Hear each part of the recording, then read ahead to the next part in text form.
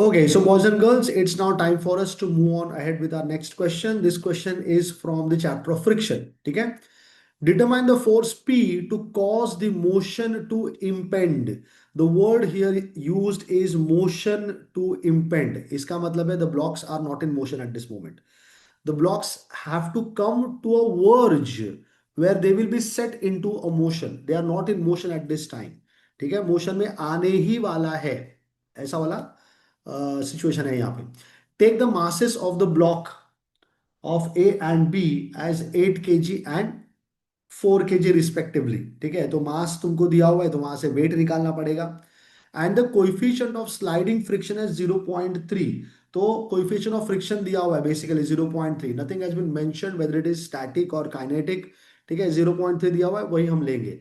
The force P and the rope are parallel to the inclined plane. Assume frictionless pulley. तो pulley में कोई friction नहीं है, वो तो हमारे सिलेबस में भी नहीं है. ठीक है, पुली फ्रिक्शन. तो हमको सिर्फ फोर्स पी निकालना है यहाँ पे. अब इसी क्वेश्चन को the examiner could have asked in the chapter of Newton second law. ठीक है, डी एलेम्बर्ट्स प्रिंसिपल. तो वहां पे तुमको फिर एक्सेलरेशन पूछेगा वो, या वेलोसिटी पूछ लेगा. तो वहां से पता चलता है कि जो क्वेश्चन दिया हुआ है वो डायनामिक्स का क्वेश्चन है या फिर स्टैटिक का क्वेश्चन है. तो यहाँ पे स्टैटिक्स का क्वेश्चन है, ये कैसे पता चला? तो सिर्फ बोला है कि फोर्स पी निकालो, कहीं पे कुछ नहीं बोला है कि एक्सेलरेशन निकालो, वेलोसिटी निकालो. Nothing has been mentioned about the motion of the body. Furthermore, the question also contains the word motion to impend.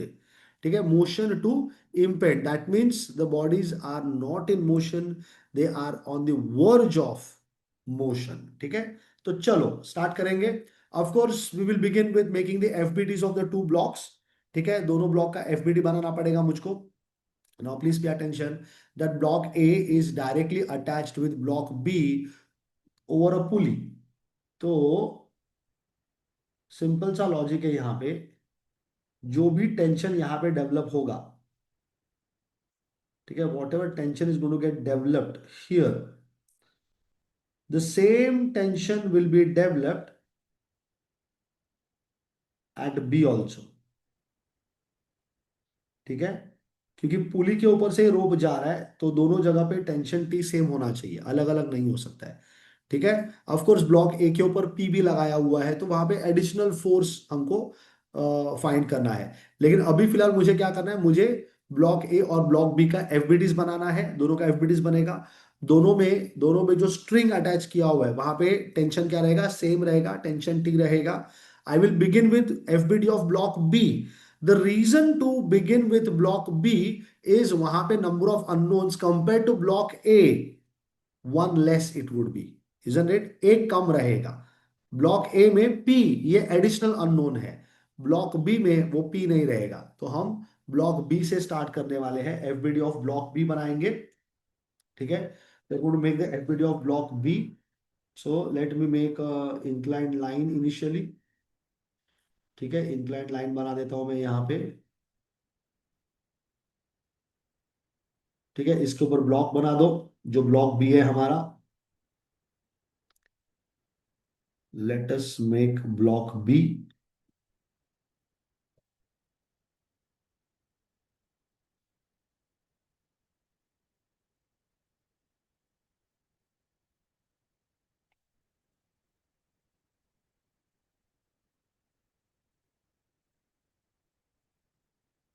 ठीक है, this block B it is resting on an inclined surface. The inclination given to me is 30 degrees. ये जो inclination है यहाँ पे ये 30 degrees का है. Weight of the block will be acting in the vertically downward direction. ठीक है, weight of the block is acting in the vertically downward direction, so it is weight. ठीक है, weight of the block WB, that's mass of block into G 9.81. तो mass of block कितना है? Block B is 4 kg. Block A and block B 8 kg 4 kg respectively. So that's 4 into 9.81 Newton's. ठीक है, simplified answer लिख दो यहाँ पे, 4 into 9.81 it comes 39.24. So this is 39.24 Newton's, ठीक है। उसके बाद it is attached with a string, ठीक है, and that string is in tension, that string is in tension. तो यहाँ पे टी लिख दो, ठीक है। Block is kept on a surface, so the surface will support the block, तो एक सपोर्ट रिएक्शन डाल देंगे यहाँ पे। Support reactions are always perpendicular to the surface. Always remember, support reactions are always perpendicular to the surface. तो obvious सी बात है, अगर मैंने इसका इंक्लिनेशन पूछ लिया यहाँ पे, तो इसका इंक्लिनेशन हो जाएगा 60 डिग्रीज, क्योंकि यहाँ पे 90 है, इजंट इट। ये 30 डिग्रीज है, तो ये ट्राइंगल जो बन रहा है यहाँ पे एक राइट एंगल ट्राइंगल बन रहा है, ठीक है। उसके बाद since the block is getting pulled up, B को ऊपर खींचना है, ठीक है, ए को नीचे खींचना है, बी ऊपर की तरफ जा रहा है, so impending motion is upwards, impending motion is upwards. So this is where impending motion is,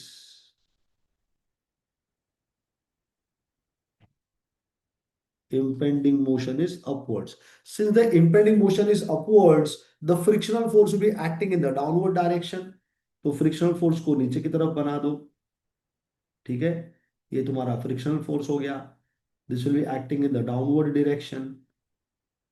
frictional force, this is block B, तो एफ बी बोल दो, F B. This would be coefficient of static friction, that is mu. यहाँ पे sliding friction बोला है 0.3 into the normal reaction, मैंने लिखा नहीं है, तो ये एन बी है, क्योंकि ब्लॉक बी है ये। ब्लॉक बी का जो नॉर्मल रिएक्शन है उसको एन बी बोल देंगे, तो mu into N B. Mu का वैल्यू मुझे पता है 0.3 है, तो 0.3 times of N B. So अब ऑब्वियस सी बात है, मुझे एक्स और वाई लेना है, तो मुझे या तो हॉरिजॉन्टल वर्टिकल एक्स और वाई एक्सिस लेना पड़ेगा, या तो इंक्लाइंड नेचर में लेना पड़ेगा। इंक्लाइंड नेचर लेना ज्यादा सेंसिबल बनता है यहाँ पे। The reason for that is, यहाँ पे टी अलोंग द सरफेस है, F B along the surface है, and N B perpendicular to the surface है। तो तीन फोर्स ऐसे हैं जो अलोंग या फिर परपेंडिकुलर टू द सरफेस है। So it makes more sense to consider the x and the y axis, to consider the x and the y axis along the surface and perpendicular to the surface, ठीक है, along the surface and perpendicular to the surface। तो मुझे पता है यहाँ पे मुझे एक ही ऐसा फोर्स है जिसको भी रिजॉल्व करना पड़ेगा, ठीक है। एक ही ऐसा फोर्स है जो along या perpendicular to the surface नहीं है, और वो है उसका वेट। वेट फोर्स ही एक है जिसको भी रिजॉल्व करना है मुझको। तो वेट फोर्स के पास आ जाओ और उसको रिजॉल्व कर दो।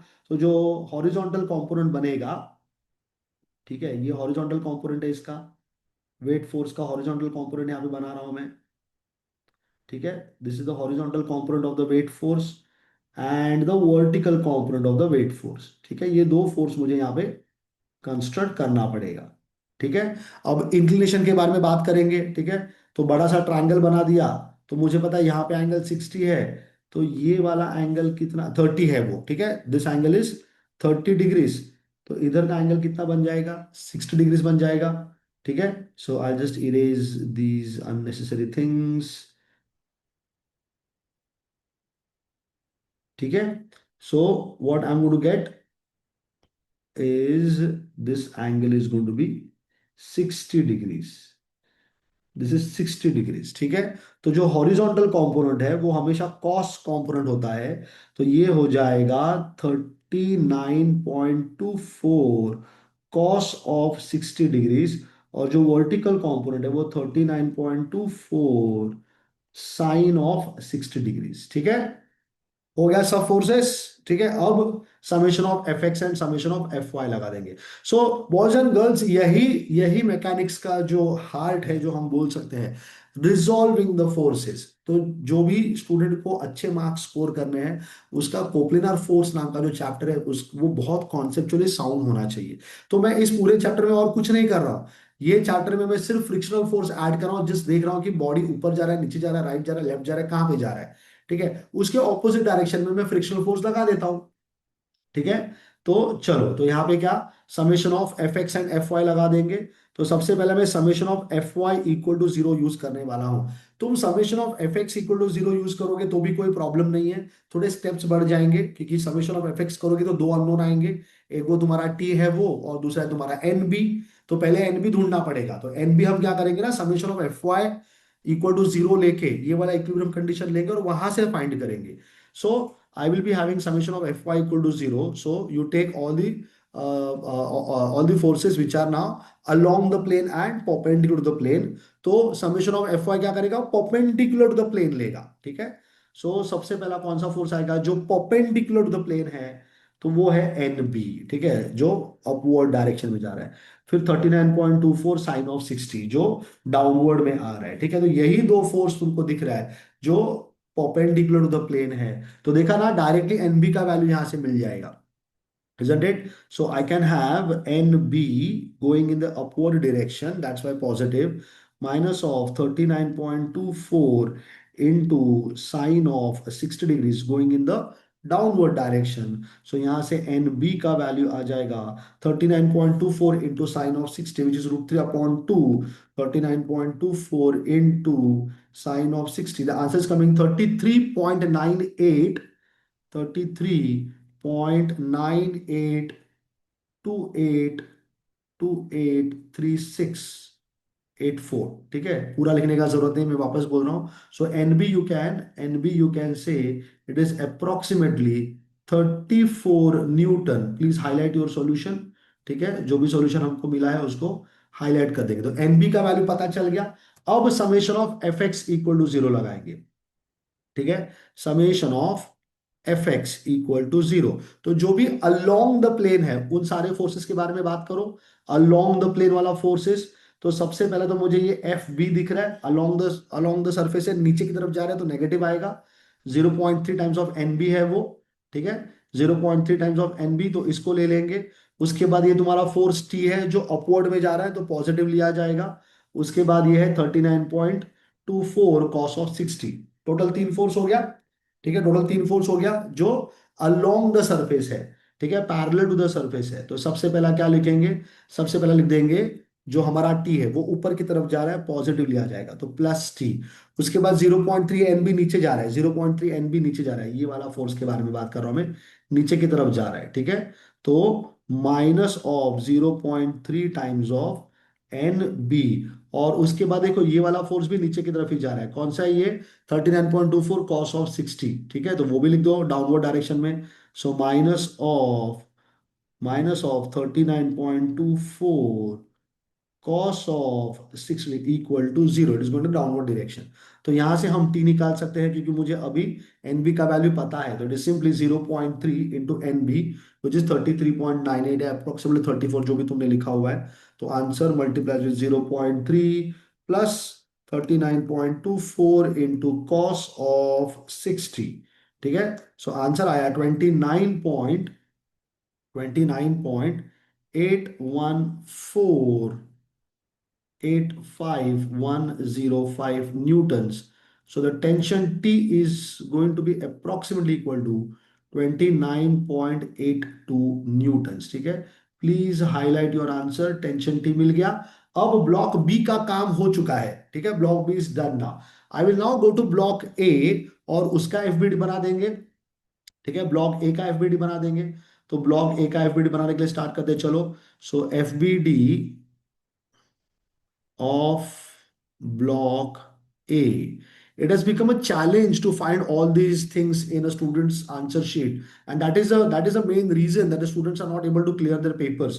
So, boys and girls, please make sure that you are drawing diagrams, proper diagrams to identify every single thing. Okay, every single thing that the question needs. जो जो कुछ चाहिए क्वेश्चन को सॉल्व करने के लिए, वो सब तुम्हारे डायग्राम में होना चाहिए। Everything must be there. Okay, so I'll just,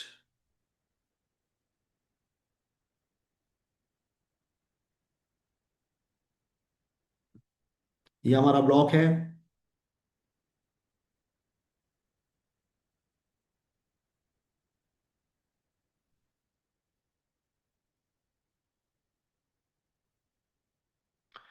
Let me just take a little time to make it properly.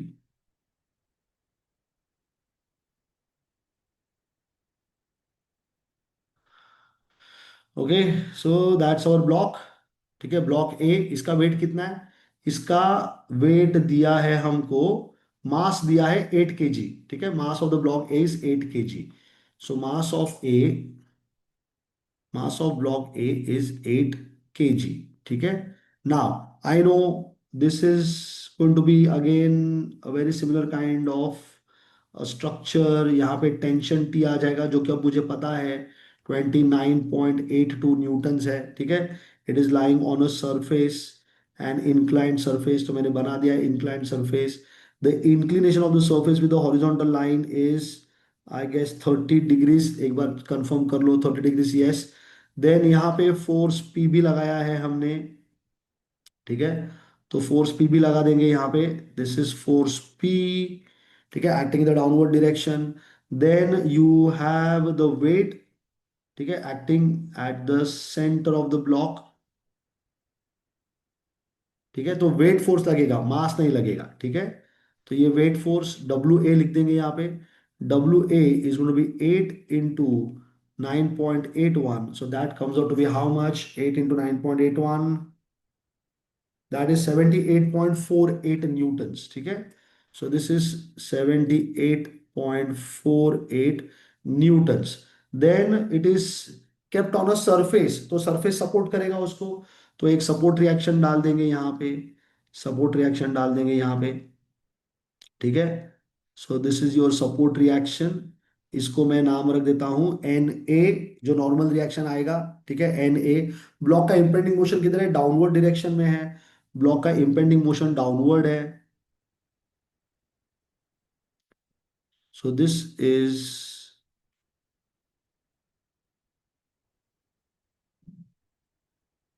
Impending motion, it is going in the downward direction. So block नीचे की तरफ जा रहा है, तो फ्रिक्शनल फोर्स किधर जाएगा? ऊपर की तरफ जाएगा। तो ये हमारा फ्रिक्शनल फोर्स हो गया यहाँ पे। ठीक है, फ्रिक्शनल फोर्स ये हो गया F A, that's going to be mu times of N A. Mu का वैल्यू मुझे 0.3 पता है, और एन ए फाइंड करना है, इजंट इट? कंफर्म कर लेंगे। म्यू का वैल्यू 0.3 दिया हुआ है, तो 0.3 इंटू एन ए हो गया। So F B D of block A मिल गया। ठीक है, सब सब फोर्सेस मैंने यहाँ पे कंसिडर कर लिया। टेंशन ले लिया, वेट ले लिया, support reaction, frictional force, P जो खींच रहा है उसको नीचे, everything is been taken into consideration. ठीक है, अब क्या है, वही summation of F x and F y लगाएंगे। पहला तो समेशन ऑफ एफ वाई लगा देंगे, क्योंकि वहां से डायरेक्टली मुझे एन ए का वैल्यू मिल जाएगा। So summation of F Y equal to 0। ठीक है, तो याद है ना, summation of F x F y कैसे लगाना है? हॉरिजॉन्टल और वर्टिकल नहीं आएगा यहाँ पे। यहाँ पे along the surface and perpendicular the surface आएगा। ठीक है, so this is going to be your x axis and this is going to be your y axis. Anything going up the plane, up the plane is positive, down the plane is negative.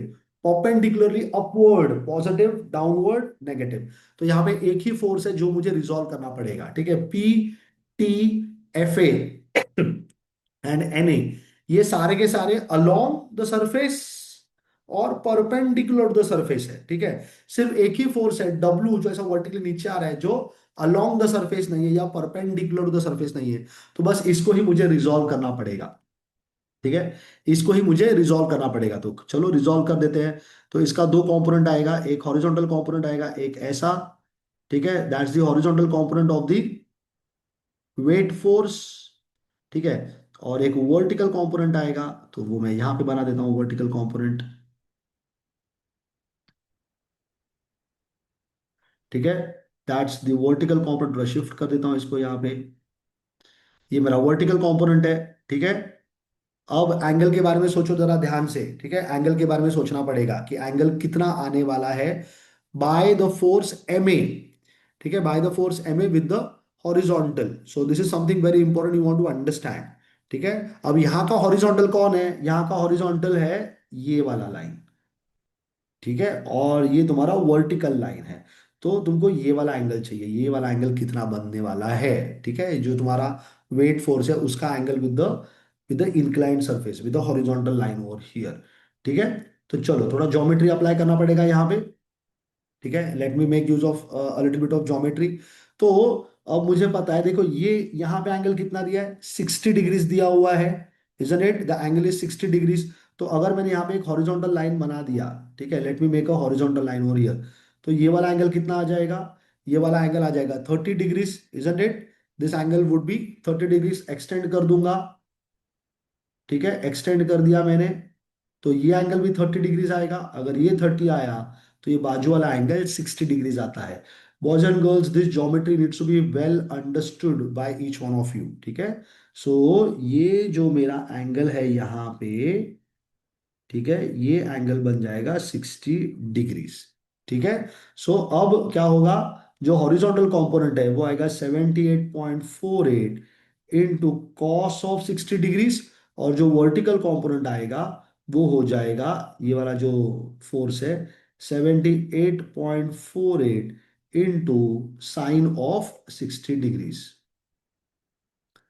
Sign of 60 degrees. Something is going wrong और here, ठीक है, sign of 60 degrees, ठीक है। तो अब start करेंगे summation of F Y equal to 0 के साथ।